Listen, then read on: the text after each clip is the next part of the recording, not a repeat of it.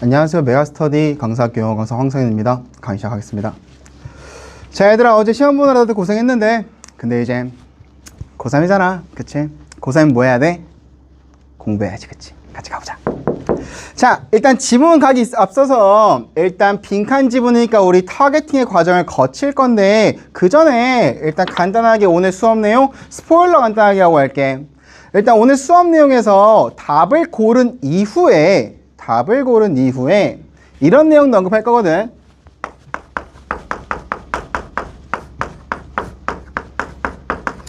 글쓴이의 주관과 이 지문에서 소재로 쓰인 어떠한 인물의 주관이 같을 수도 있고 다를 수도 있고 이런 거에 관련해서 이야기를 할 거고, 첫 번째로. 두 번째로는 우리 저번에 37번 순서 강의할 때 선생님이 언급했던 건데, 이 역접 표현 있잖아. 이 친구 전반적인 내용이 나왔을 때는 뒤에 전반적인 내용이 이어지면은 글의 흐름이 꺾이는 데에 비해서 구체적인 내용이 나오면은 뒤에 구체적인 흐름이 나올 때 글의 전체 흐름은 꺾지 않는다라고 선생님이 저번에 이야기를 했는데, 이거를 답 고르고 나서 그 이후에 이야기할 거거든. 그러니까 그때까지 집중 빡 잡고 우리 끝까지 한번 같이 가보자. 오케이? 자, 일단 타겟팅 과정을 먼저 진행해보자. 타겟.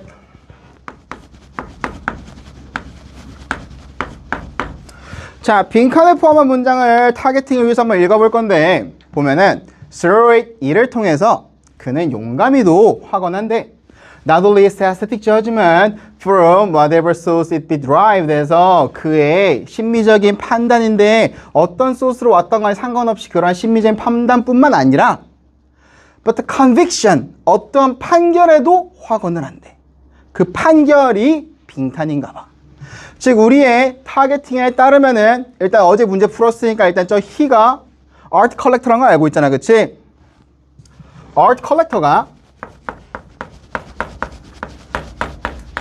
무언가를 확언하는데 not only의 법비의 구조가 있으니까 우리는 the conviction, 판결이 글쓰기가 말하고 싶은 부분이라는 걸 알 수 있고, 얘가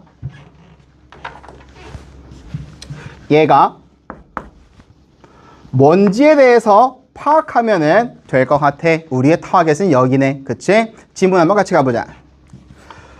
자, 예술 가치의 의존적이고 변화하는 속성은 not only on the market, 시장에서 뿐만이 아니라 but inherently, 본질적으로 it's uppermost in the mind of today's art collector, 오늘날의 예술 수집가들의 머릿속에서 uppermost 하대. 일단 우리 타겟에서 본 art collector 있다. 그치? 그리고 이 단어가 정말 중요하다. uppermost. 사실 뜻을 유추하는 건 어렵지 않아. upper는 uppercut 할 때 upper고 most는 대부분이니까 최고의, 가장 적합한 이런 뜻인데 얘가 왜 중요하냐면, 선생님이 만약에 이 지문이 2년 전쯤에 출제됐다고 가정했을 때 나는 이 지문에 이 단어가 없었을 거라고 생각해. 그럼 어떤 단어가 대신하냐면 더 est나 더 most 형용사가 대신 있었을 거야. 무슨 말이냐면은 원래는 최상급을 때리면서 그 앞을 강조하는 경우가 많았어, 그 대상을. 근데 그걸 너무 애들이 많이 학습했고 너무 많이 가르치다 보니까 이 최상급을 통한 트릭은 간파를 쉽게 당하는 거야. 그러니까 평가원이 무슨 짓을 했어? 단어를 최상급의 뜻을 갖고 있는 단어를 갖다 쓴 거야. 이해 갔어? 그럼 우리는 이걸 파괴했다면 자연스럽게 이 친구가 중요하다라는 거를 알 수 있겠네. 변형된 최상급 트릭을 통해서. 중요하니까 간단하게 써보고 넘어갈게. The dependent and shifting nature이 art collector에게 있어서 매우 중요하다는 사실을 우리는 첫 번째 문장에서 가져가 줄 수 있겠네. 다음 문장 가봐. 뭐 어쨌든 그래서 그가 지를 위해 사던간 어떤 걸 대표자로서 사던간 상관없이 중요하다라고 이야기를 했고 그 다음 문장이 정말 중요한데 Acquiring a work is acquiring a piece of art history or it is acquiring nothing이라 써있네. 봐. 작품을 얻는 거니까 아트 컬렉터 입장에서 뭐 작품을 사고 수집하는 거겠지? 수집하니까 예술의 역사의 조각을 사거나 또는 nothing, 아무것도 얻는 게 없다라고 이야기를 해. 자, 작품을 사는 이 행위가 두 가지 선택지를 너한테 제시해. 첫 번째 선택지는 뭐냐면은 예술 역사를 사는 것이었고 나머지 올로서 나온 두 번째 선택지, 나머지 선택지는 뭐였냐면은 nothing을 사는 거였는데 nothing을 산다고 nothing을 얻는 것은 결국 얻는 게 없다라는 거잖아. 그치? 그럼 이 친구는 퍼센트로 따지면 0%잖아. 그치? 그러면 나머지 선택지 이 친구는 선택지가 두 개밖에 없는 이 상황에서 얘가 0%를 담당하고 있으면은 얘는 당연히 몇 %겠어? 100%인 거야. 여기서 뭐라고 이야기한 거냐면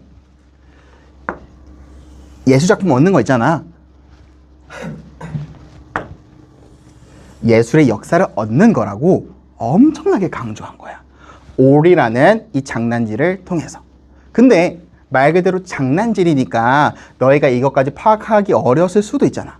그래서 평가원이 친절하게도 괄호를 통해서 부연 설명을 해준다. 같이 한번 봐보자. 자, beyond 쉼표 대듯 쉼표 써있는데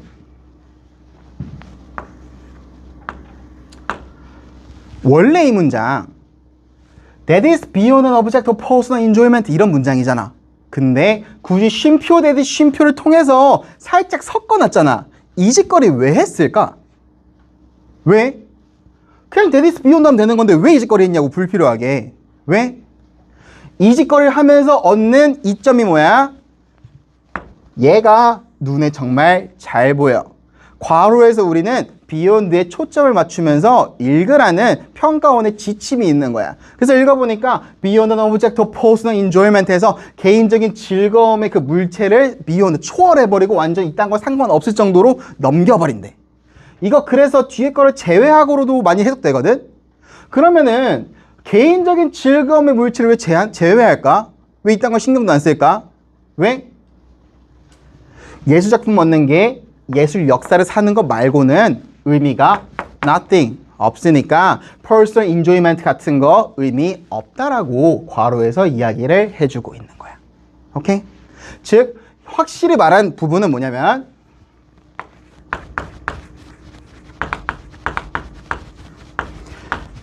예술작품을 얻는 거 뭐라고?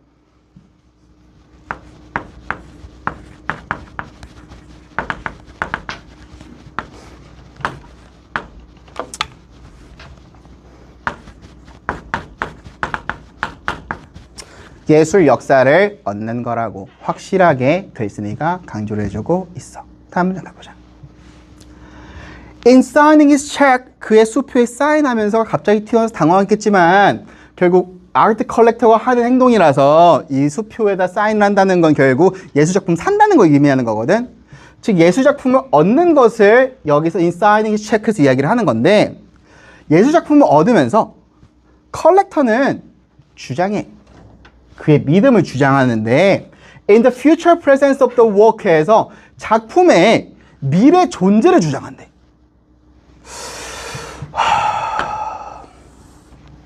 여기서 선생님은 문제 풀 때 너무 짜증이 나더라고.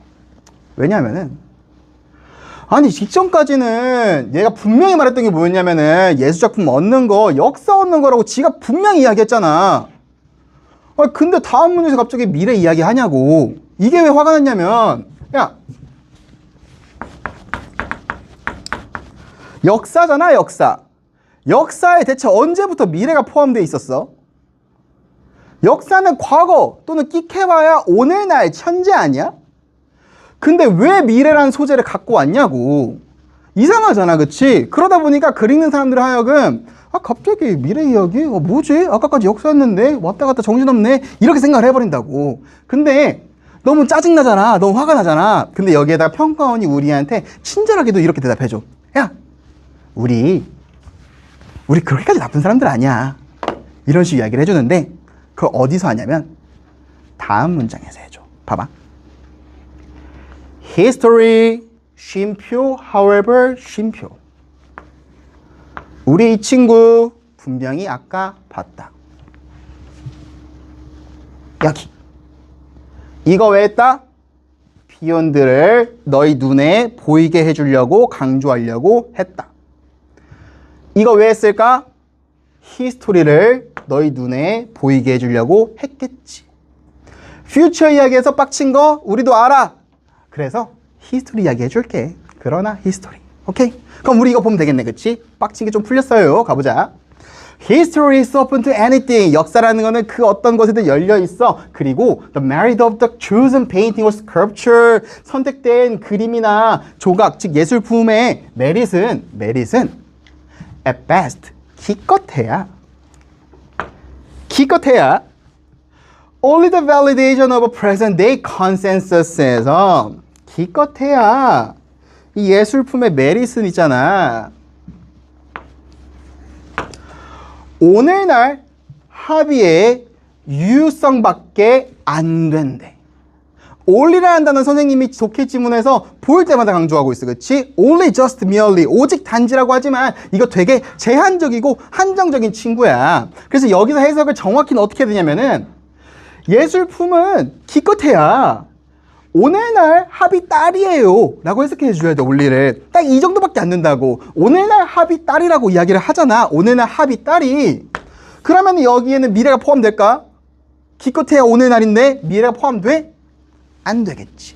그치? 기껏해야 오늘날 딸이니까. 그치?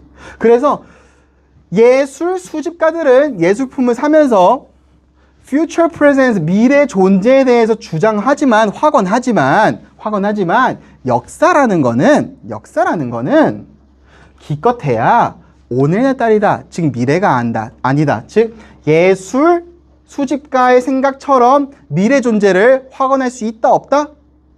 없다라고 이야기를 해주고 있는 거야. 이해가? 예술 수집가의 생각과는 다르게 미래 존재에 대해서 확언 못해요. 뭘로? 네가 예술품 사는 걸로요. 왜냐면 그 예술품 사는 거는 해봐야 예술 역사 사는 거니까요. 라고 글쓴이가 여기서 however 통해서 이야기를 해주고 있는 거야. 즉 however 전까지는 art collector의 생각이었다면 however 이후에는 글쓴이가 너 근데 그거 안 돼. 이러고 지 주관을 펼치고 있는 거지. 다음 문장 가봐.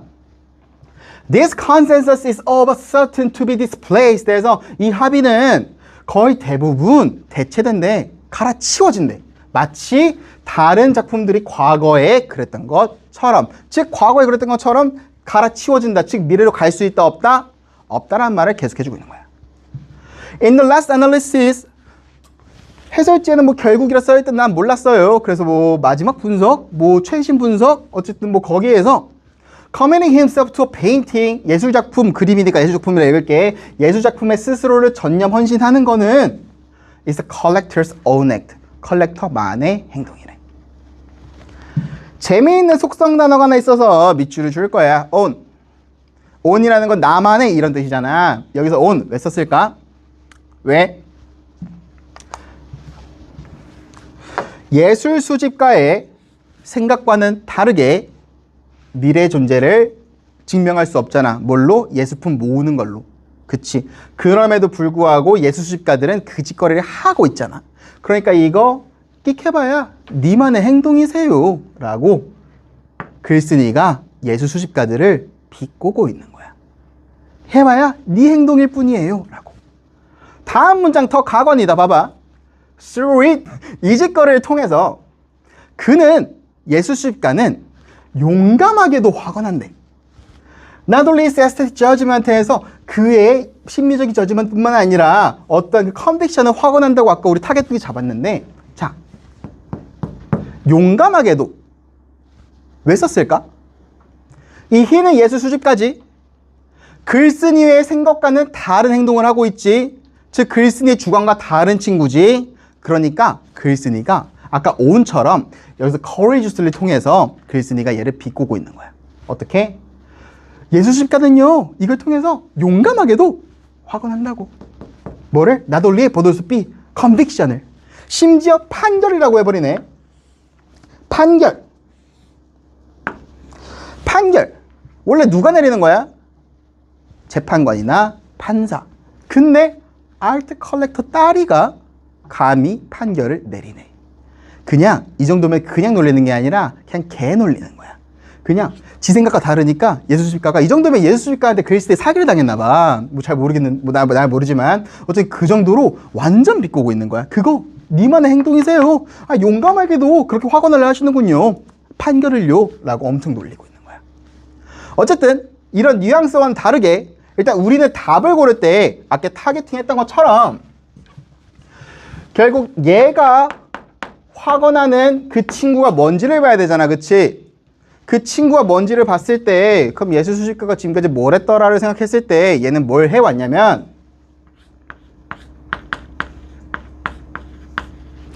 역사를 통해서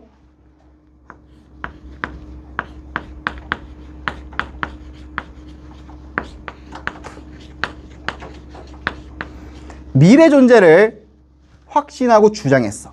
그치? 역사, 히스토리를 통해서 미래 존재를 이야기하는 게 아트 컬렉터의 행동이었고 우리의 타겟이었다고. 그럼 이 친구를 선택지에서 골라주면은 우리는 그걸 정답이라 부를 수 있겠네. 그치? 한번 넘어가 보자.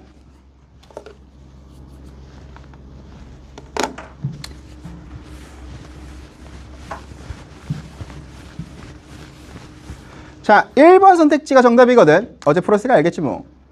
1번 선택지에 나는 predict에 밑줄을 줄 거야. predict. 무슨 뜻이야? 예측하다. 들으면서 이것까지 바로 이해했을 거야. 아, 예측이란 건 일어나지 않는 일을 예측하니까 아, 퓨처리네요. 오케이.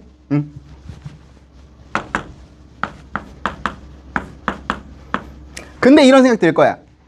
아, 네, 퓨처까지는 알겠는데요. 그럼 히스토리는요? 근데 생각해봐. 예측이라는 건 상상이 아니잖아. 무슨 말 하고 싶은 거냐면 미래를 예측할 때는 그에 맞는 근거가 있어야 되잖아. 그치? 근거. 근데 그 근거는 어디 있어? 근거도 미래에 있나? 아니지. 과거 또는 현재에 있는 근거를 가지고 우리는 미래를 생각할 때 그걸 예측한다라고 이야기를 하지. 이 지문에 있는 단어를 인용하자면 히스토리를 통해서 미래를 확언하는 이 행동이 예측이라 부를 수 있겠네. 그래서 정답은 1번인 거야. 거기다 where artists going도 사실은 미래적인 개념이잖아. 예술이 어디로 가는지. future도 있지만 사실 여기서 shifting, 이거 변한다라는 거는 변한다는 것도 어떻게 보면 나아가는 거니까 shifting이잖아. 그치? 변했다가 아니라 변한다니까 약간 미래성이 있는 단어거든. 그래서 얘랑도 잘 어울려. 오케이? 이렇게 정답 1번 골라주면 돼. 자, 일단 이렇게 정답 1번 골라주면 되는데 쌤이 아까 수업 초반부에 너희한테 스포일러 했듯이 우리 답 고르고 나서도 이야기 좀 더 한다 했지? 너희 고3이잖아. 다시 한번 말하지만. 그래서 조금만 더 집중해서 뒤에 배워갈 것도 배워가도록 하자.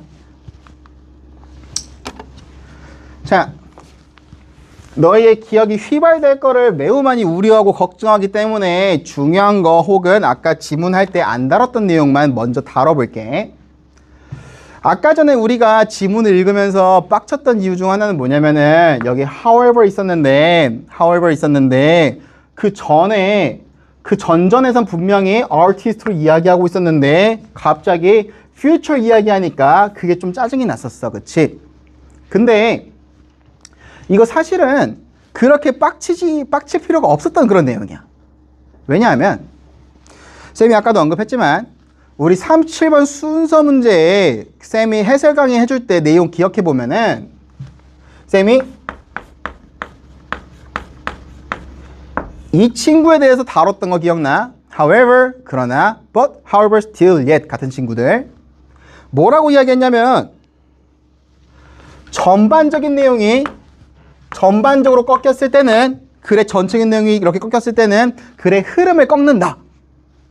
글의 전체 흐름을. 근데 구체화된 내용에서 구체어로 갈 때 however 나왔다면은 글의 전체 흐름을 꺾지는 않는다.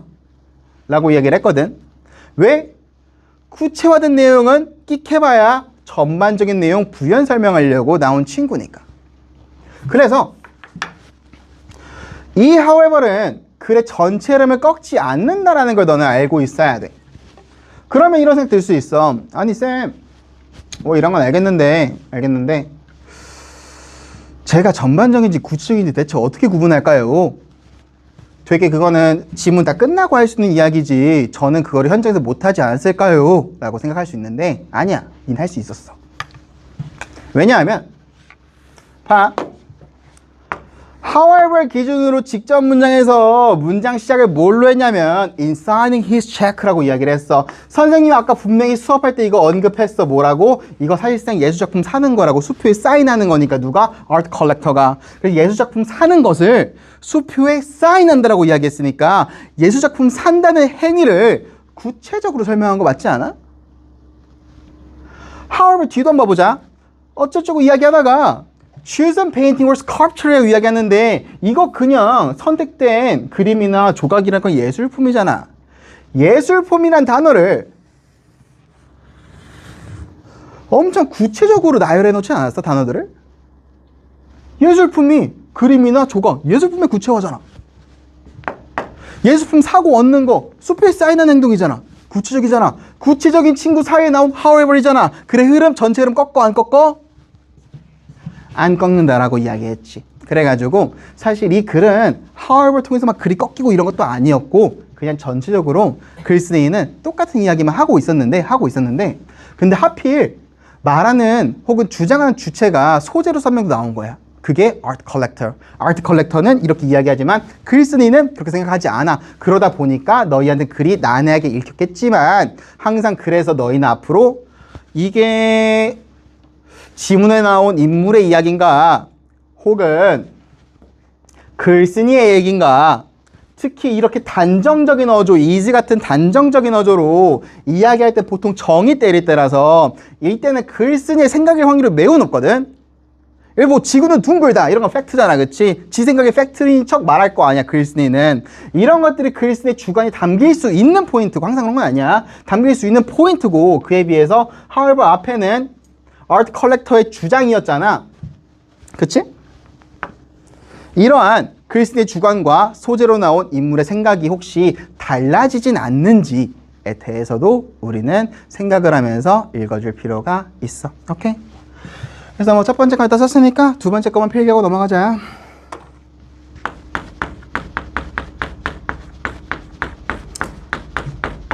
글쓴이의 주관이 여기서 쓰인 거는 뭐 비동사를 통한 단정적 어조가 좀 힌트였지, 그치? 이게 같을 수도 있지만 다를 수도 있어, 그치? 뭐야? 소재로 쓰인